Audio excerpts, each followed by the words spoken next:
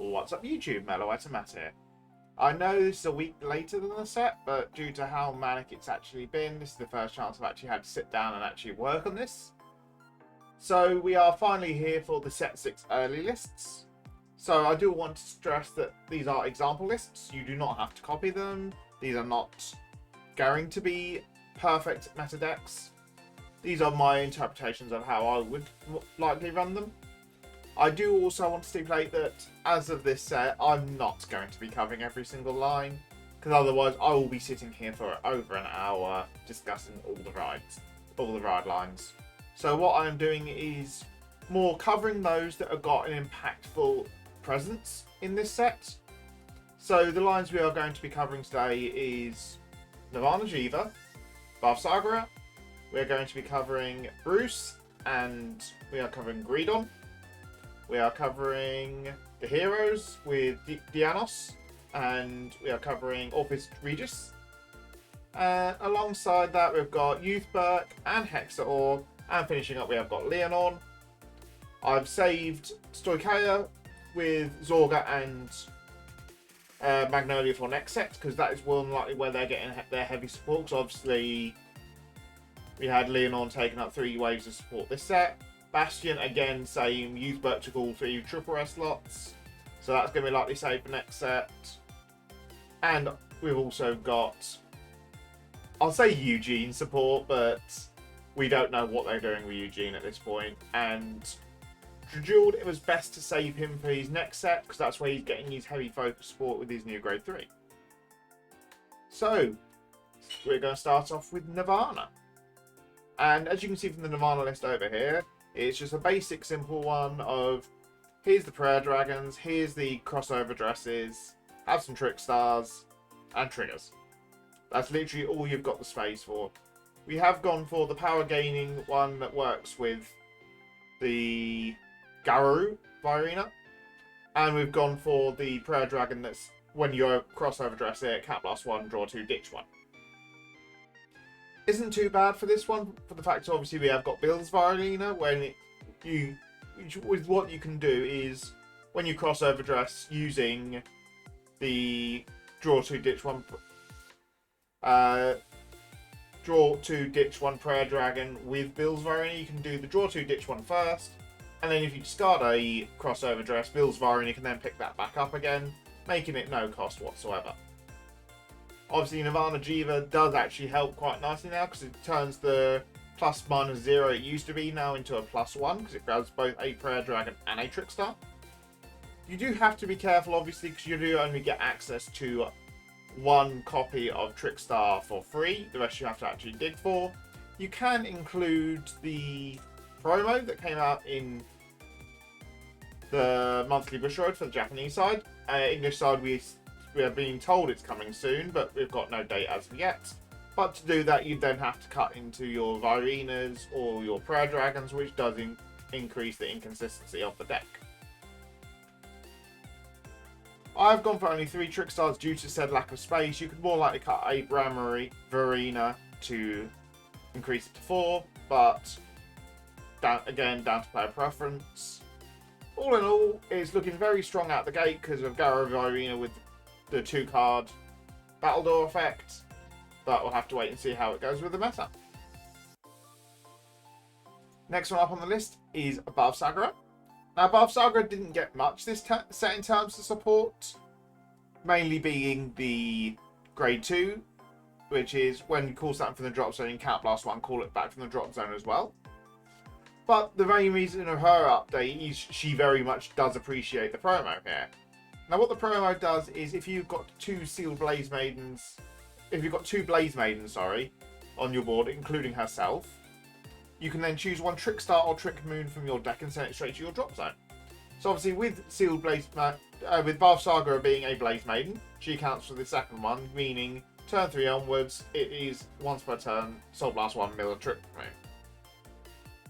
For those on the English side, if we do not have promo by then, you can obviously increase the sword and each of the grade 2s that we're currently using by 1, just to round out your numbers.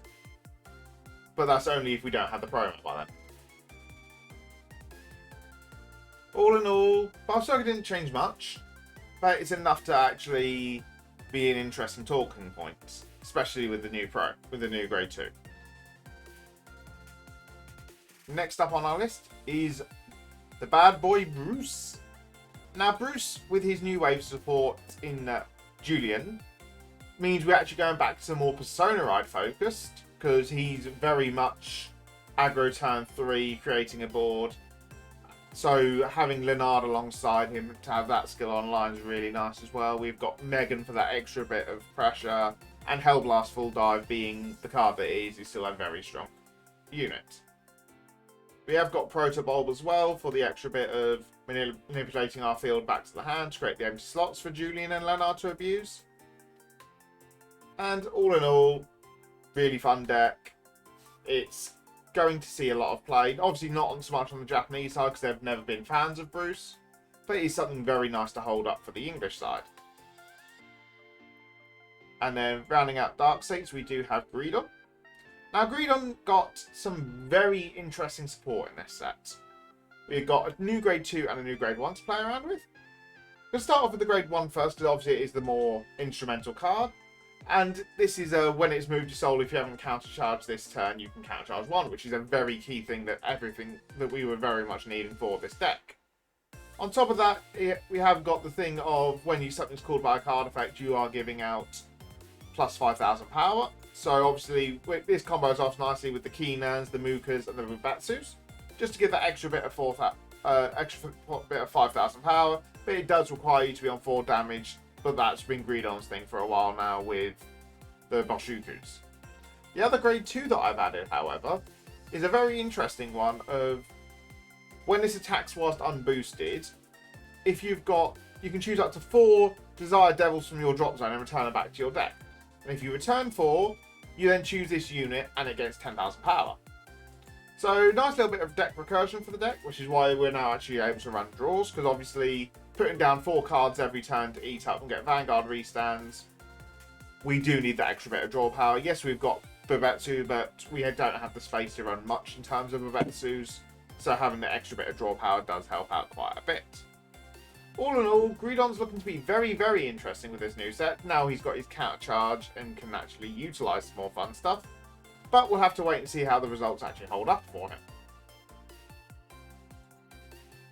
We are now moving on to Brandgate, and we are starting out with the Heroes.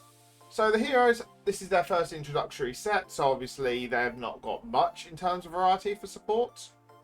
But when we've got the likes of Bobble Mine that does work as a nice little bit of counter charge, soul charge to help fund the deck, and the sheer amount of deck compression this deck can actually provide does actually lead to a really big bit of fun. Janos also having the crit pressure on the Vanguard whilst it's also being a 4 attack deck on top does lead to some really big pressure and can aggro down very fast due to said compression. What it's going to do for the meta, we don't know yet, because obviously this is still only coming up to week 2 now, so we'll have to wait and see. But it's looking very exciting. Next one up is Orphis Regis. Now, Orphis Regis got a very good card in the form of his support grade 3. Of when you call over it, when this unit's retired, you get to generate a token there, and it gets 2,000 power for each set order in your order zone. So obviously, with us spamming the orders in there, both from playing from hand and from Orphis Regis skill, it does add up to very big numbers in the late game. And being able to call over it on the turn 3 turn with Orphis Regis skill does give you a 5 attack turn on turn 3, which is something the deck did not have before. I have put Kagula in here because she is very soon coming out to the English side.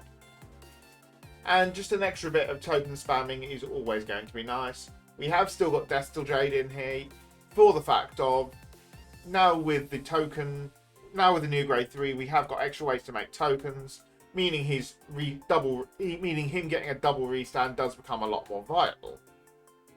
All in all, very good aggro deck, will apply a lot of pressure, can't wait to see what it does. Next one up on the list is Youthberg.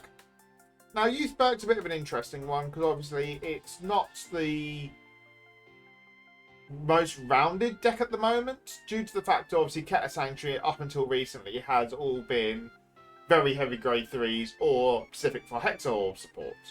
So we are getting slowly there with the generic support. But for now, just to build up the numbers, we are using Drilling Angel, which ideally I wouldn't want to use, but it's just a nice extra bit of soul generation, which then helps out with the likes of the Painkiller Angels. Also, the fact of Drilling Angel can actually help out by returning, getting more of a board presence against the heavy retire decks. We have, however, something different I've done with my youth berk list, gone for a 8 youth berk list.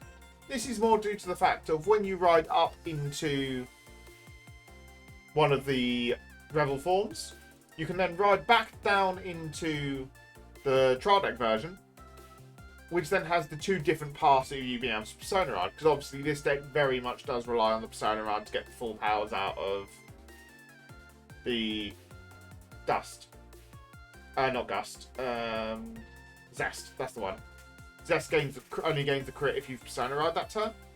So having that extra bit of Persona Ride power, plus also the fact of you're getting to constantly give 10k to your front row, really useful. Having the 2 different Persona Ride options does help out quite a bit.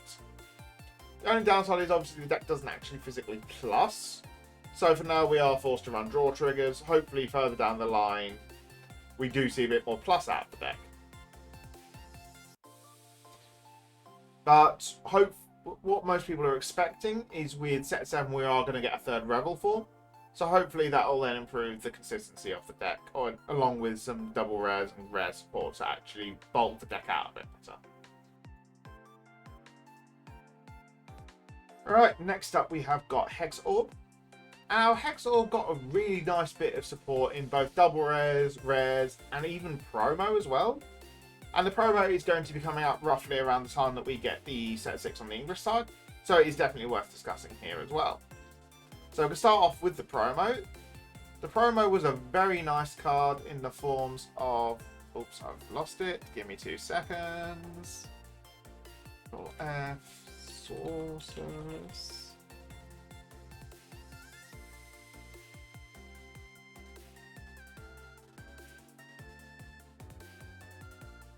So, first off, the promo is 4 Side Glow Sorceress, which auto front row rearguard circle once a turn.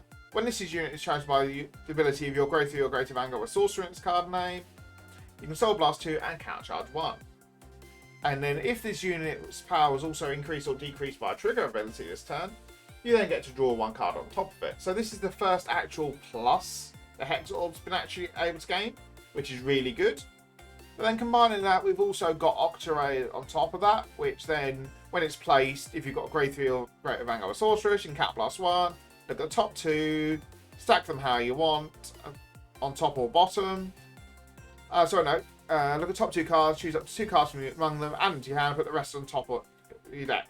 So you either get to add directly to hand or place on top. And if you add 2 to hand, you then put 1 to the bottom of the deck. And then also, when you're Persona Road, she gets an extra 5k on top. So extra bit of stacking the pluses, and then we've got Quadracast as well, which then lets you look at the top 2, put them on top of your deck, and then Soul Charge 1. So gaining all 3 of the new cards do stack top cards of your deck, which is really good.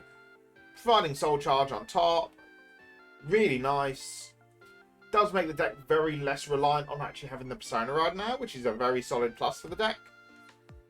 And we have got the other Grade 1 in the deck, which I've not mentioned yet, which you can retire her to choose a crit or a front in your drop zone and put it back into your hand. So you're then turning a 5k shield into a 15 or a 20k shield, but you can then also stack that on top of your deck due to the fact of Hex Orb.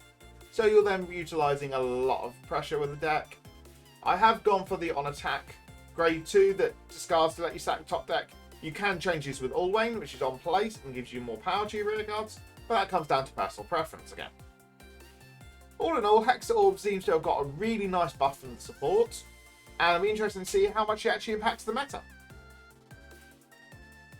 And then finishing up, we do have Leonorn. So this is an interesting Leonorn that I've been mucking around with. This is my order version of Leonorn. So as you can see from the bottom here, we have got Gather Upon Me, Wandering Souls, and we have got Search for Ideal Far Away.